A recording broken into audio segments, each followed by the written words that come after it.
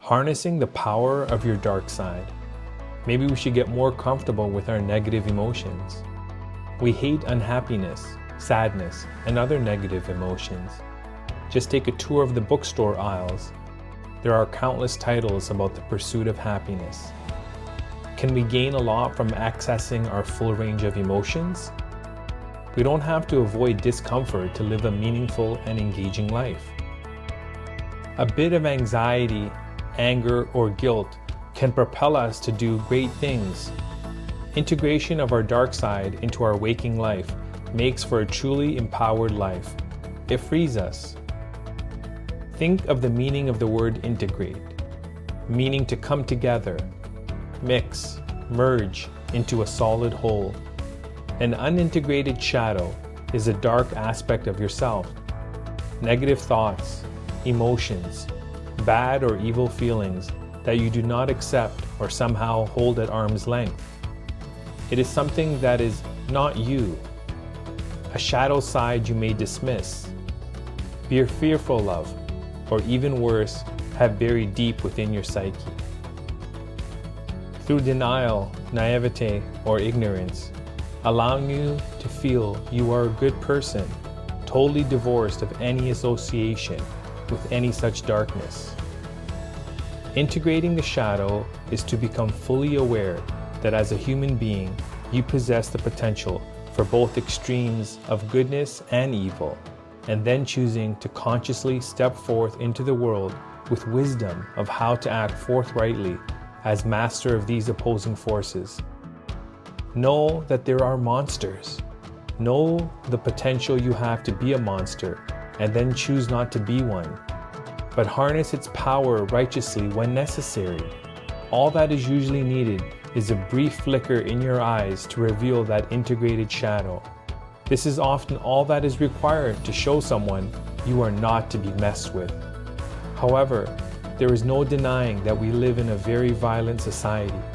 You need to be psychologically able to do whatever it takes, even kill, to defend yourself and your family from any threats.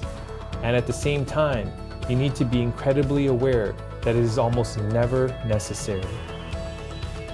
When we disown or ignore fundamental aspects of ourselves, they get corralled into the unconscious places in the mind.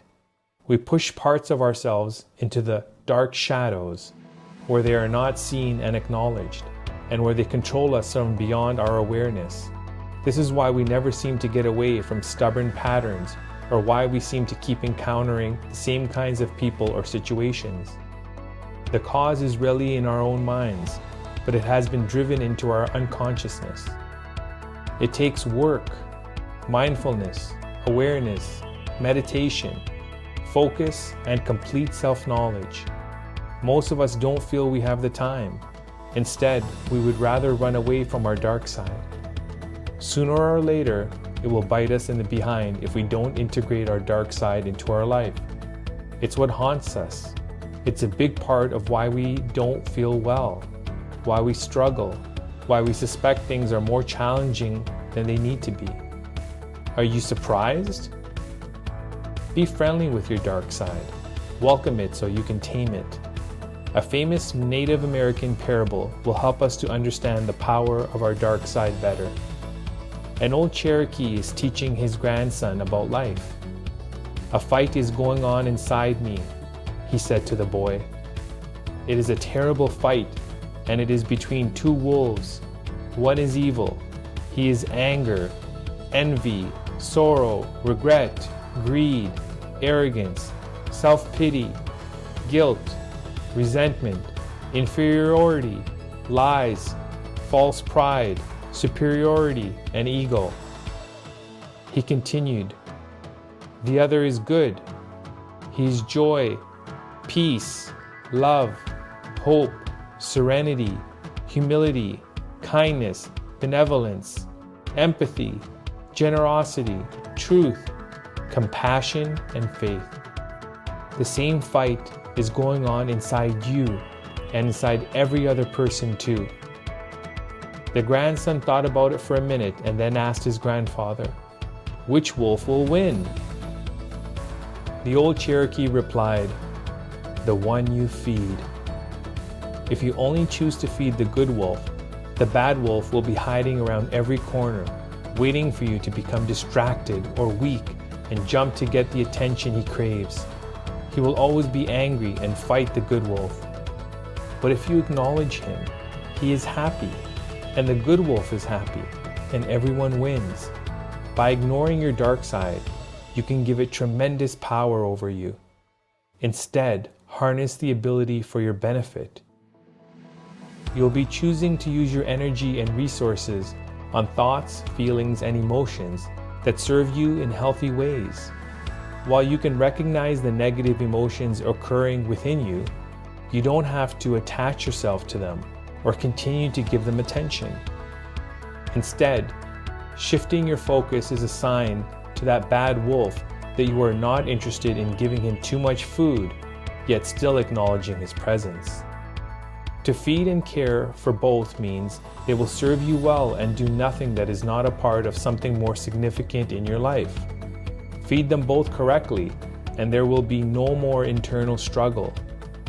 When we struggle, the conflict is between what we are and what we should be or want to be. Is it possible to understand this whole process of struggle so that it comes to an end? Can the mind be without struggle? Indeed, this is the crucial question, and not how to achieve a state in which there is no struggle. The very effort to achieve such a state is itself a process of struggle. Therefore, the desired state is never achieved. Instead, we must practice mindfulness and observe moment to moment how the mind gets caught in the everlasting struggle. Suppose you just observe this fact without altering it, without forcing the mind to be peaceful. In that case, you will find that the mind spontaneously ceases to struggle, and you learn a great deal about yourself. When there is no battle inside, you can listen to the inner voice of self-knowledge that will guide you in choosing what is right in every circumstance. A person who has peace inside has everything. A person who's pulled apart by the war inside them has no peace and will likely act out in very destructive ways. How you choose to interact with the opposing forces within you will determine your life.